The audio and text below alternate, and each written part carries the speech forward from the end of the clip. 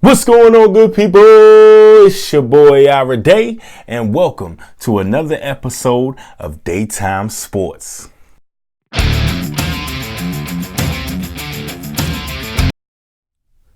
Zeke! Let him eat. Let him eat. Let him eat. Let my boy eat. Woo! Man, bruh. Okay, what y'all say? My man Zeke is a straight monster. Straight monster. 240 all-purpose yards, 157 yards on the ground, or 157 on the ground, 88 in the air. Man, that boy was balling out of this world on Sunday. I mean, you can say all you want. Oh, the Lions, they got the worst run defense in the league. Hey, where everybody don't take advantage of that worst when somebody got the worst. When somebody got a bad offensive line, all defensive linemen don't take advantage of that and get all them sacks. And let me tell you something, we took advantage. Still a little struggle, but we took advantage. And I love seeing them use Zeke and execute him in the passing game.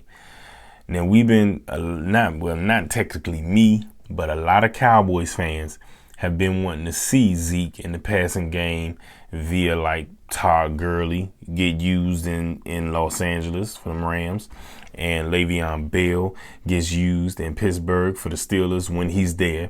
But, that was one of Zeke's strengths when he was coming out of Ohio State. During the NFL Combine, everybody was saying, oh, he was running routes better than some of the receivers that was in there.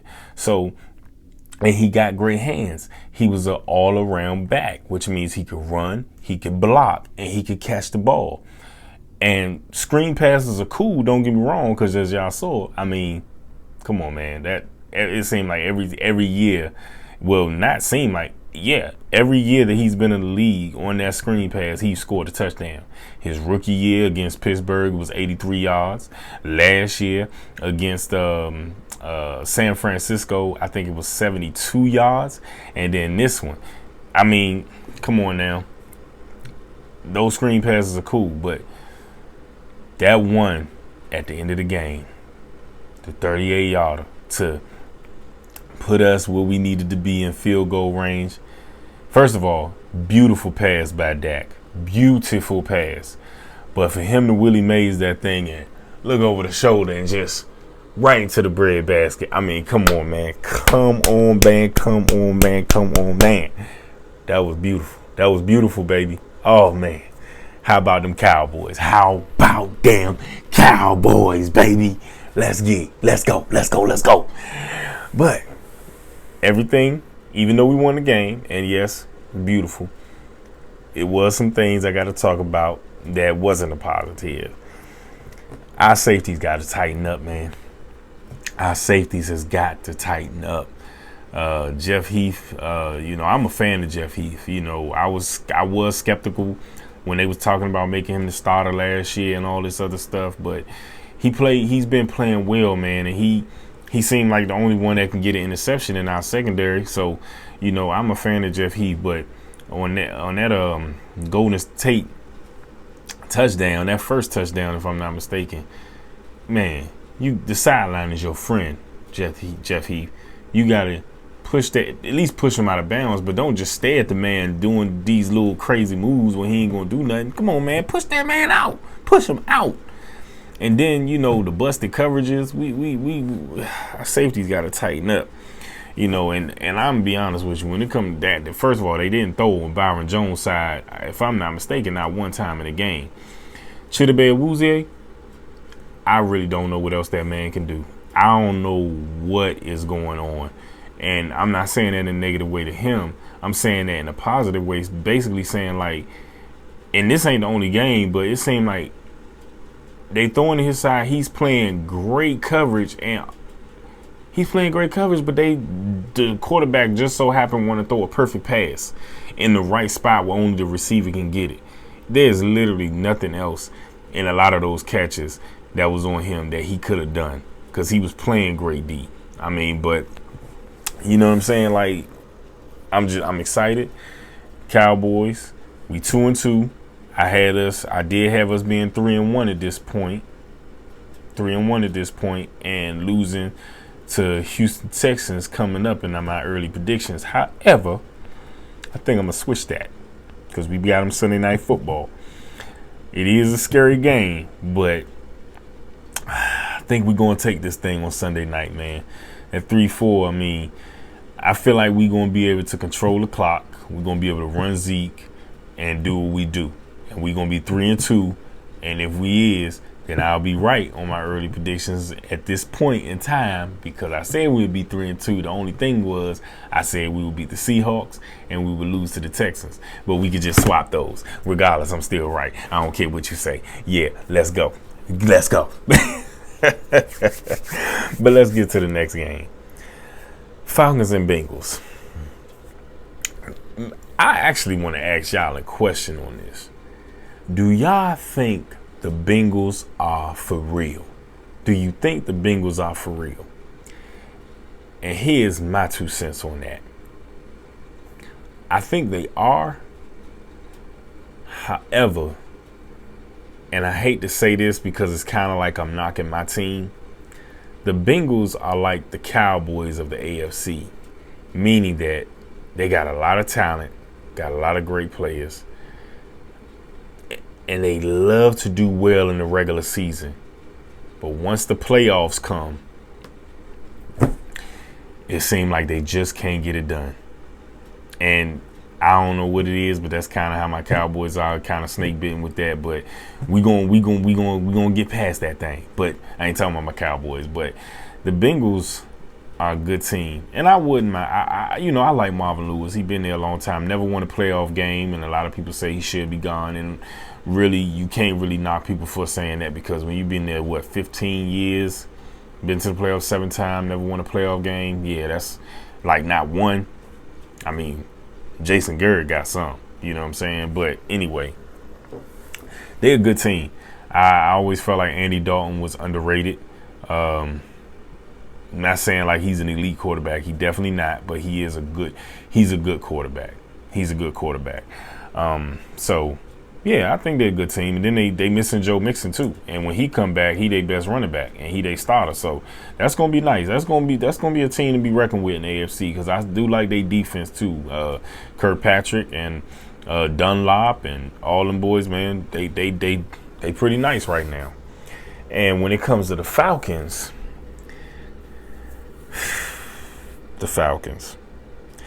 can they overcome them injuries on defense? That offense is potent. That offense is the truth. I mean, you talking about Julio Jones, Devontae Freeman, Tevin Coleman, Calvin Ridley, Mohamed Sanu. I mean, the offense is. I mean, if I'm not mistaken, they've been in every game this year. They done scored over 30. Every game. But the defense. And I'm not a Falcons fan. I ain't got no problem with them, but I do have a problem with the fans, because I feel like they need to be more loyal to their team, regardless of what anybody say. They ain't loyal. But I mean, really, you can say next man up all you want. Ain't no next man up for Deion Jones on that squad. Ain't no next man up for Keanu Neal. You talking about 2 of their best defenders gone. Keanu Neal out for the year.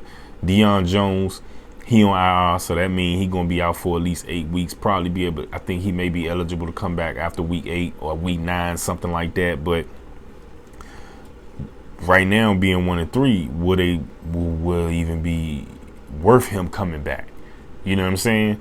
Now they got the offense to overcome it. They definitely got the offense to overcome it, but the defense they're gonna have to stop somebody. I mean, your offense putting up 35, 36 points. Holding them to 24 for all get out, because you know your offense gonna get at least 30. You know what I'm saying? 27. I don't know, but man, golly, like that was a hot. I know Falcon fans was heartbroken at the end of that game when Andy Dalton threw that touchdown pass to Sanu. Like that, man, I was like, wow, that was crazy. That was crazy. Now, the last thing when it comes to this game, And I got to ask y'all. And you know I'm going to get my 2 cents on it too, but AJ Green or Julio Jones? Now, think about it now, because I know most of y'all going to be like, oh man, what? Julio, that's Julio all day. Julio all day. But I'm going to tell y'all right now, man, y'all go look at them numbers, they career numbers, they are very, very close to being even. And you got to think about it. Julio in a bigger market. Julio got more help around him.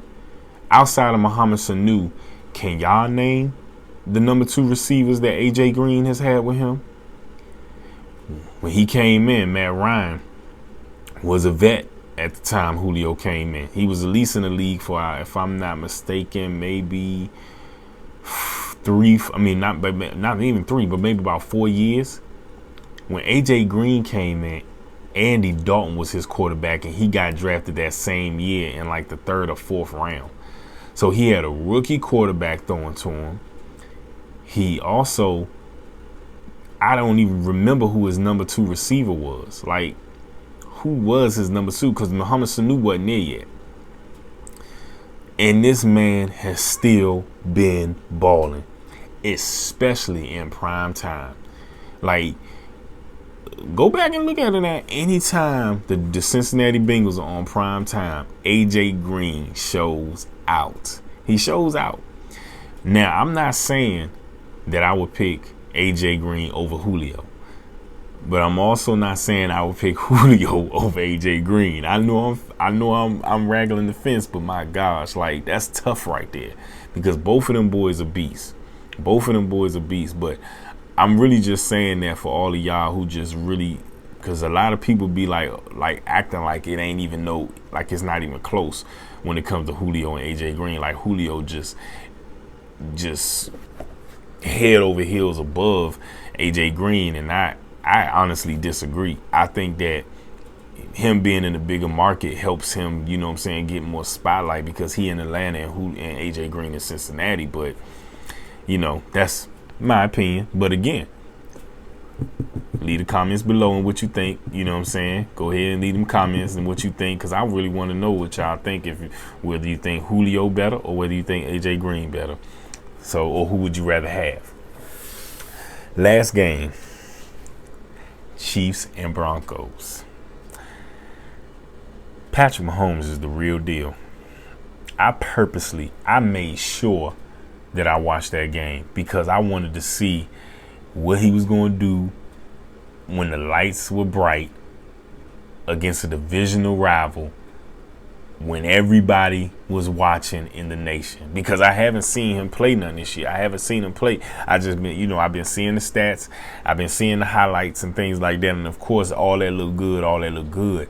But I wanted to see him play a full game. And I'm going to tell you, man, that boy is the real deal. He plays hard. You talking about heart? That boy got heart. He plays hard. He plays for his team. That's a quarterback you want to play for. I mean, even the left hand pass and all that stuff, that's good. But just that drive. The thing that got me about him was that you can tell he wanted it. It wasn't like this. It wasn't too big for him. The stage wasn't too big. Like, he wanted it for his team. He wanted it for himself. He wanted that win. He wanted that victory. Like, you know what I'm saying? Like he wanted it. And who don't want to play for a quarterback like that? Come on, man. And you talking about an arm, man? That joke. And I'm not. Of course, that'd be blasphemy to say he is good, but he was really reminding me of Aaron Rodgers out there with some of the throws he was making on the run. Like, he was like his arm is strong as crap. Like that when it was like 2nd and 30, and he made that 27-yard pass or 23-yard pass. Like, that was on the run. That was amazing. Like, he just impressed me. He really did impress me. But the Chiefs defense, that could really be their downfall. because I always had debates with people about this thing right here. We always say, oh, this is a passing league, this is a passing league. And yes, the NFL is a passing league now. However, when it comes down to the playoffs, old school football comes back, baby. You need a defense and you need a run game. Kansas City does have a run game, but that defense, man, they give up some points. And I want to see how that turns out, especially when they stop playing, even in the regular season, when they stop playing these bigger, teams, these better competition. I think they playing the Jags, they playing the Patriots, even though they typically always give the Patriots the business, but they got some tough opponents ahead. So we gonna see. We gonna see what they do and what they talking about. You know what I'm saying? We gonna see what they do. Ah, my gosh. Case Keenum. You had Demaryius Thomas wide open. He beat Orlando Scandrick. And the reason why I say he beat Orlando Scandrick, because even though they were playing zone and Orlando Scandrick was, he was in his zone, so he had safety help over the top. When you play in zone, especially in the situation that they were in, you got to force your man inside. You can't just let your man run free to the outside. You know what I'm saying? You can't do that. You got to force him inside with safety help in that situation, and then you in the red zone. You got to force him inside. So you got what you wanted, and then you overthrow him like that. And then granted, Demaryius Thomas probably could have tried to jump forward, whatever, but he was probably shocked. He was probably, in his mind, was like, what in the world kind of throw is this? Like, I'm wide open. I got my man beat. I'm here. If you drop your head, like, I'm running in. Even with this, I'm running in the end zone, and we got this victory. It's like 16 seconds left. Come on, man. And then I can't believe some people talking about some people was out there really believing that Case Keenum was better than doggone Kirk Cousins. That's blasphemous right there. That's blasphemy. And I'm not dogging Case Keenum because I think Case Keenum is a good quarterback. I think he's an okay quarterback, but I think he's a backup. I don't see Case Keenum as a starter. I really, really, really don't. I mean, you can say whatever you want. Oh, he took his team last year to the NFC Championship. No, that defense took that team to the NFC Championship last year. Quarterbacks get way too much praise and way too much blame. And I know that's a part of the game, but I'm the type of person, man, I got to see the facts. And the fact of the matter is that football is the ultimate team sport. Ain't no one man gonna get you there. I don't care how you look at Aaron Rodgers. Aaron Rodgers, best quarterback in football. I mean, arguably probably one of the best quarterbacks of all time. Well, he is one of the best quarterbacks of all time in my eyes. One of the best quarterbacks of all time. But when the last time he been to a Super Bowl? When the last time he won a Super Bowl or been? I mean, he got one, but people forget. The year they went and they won against Pittsburgh, that defense was the second-ranked defense in the league. See, people forget about that because the quarterback get too much praise and too much blame. But, I'm going to keep it 100 with you. I'm always going to do that.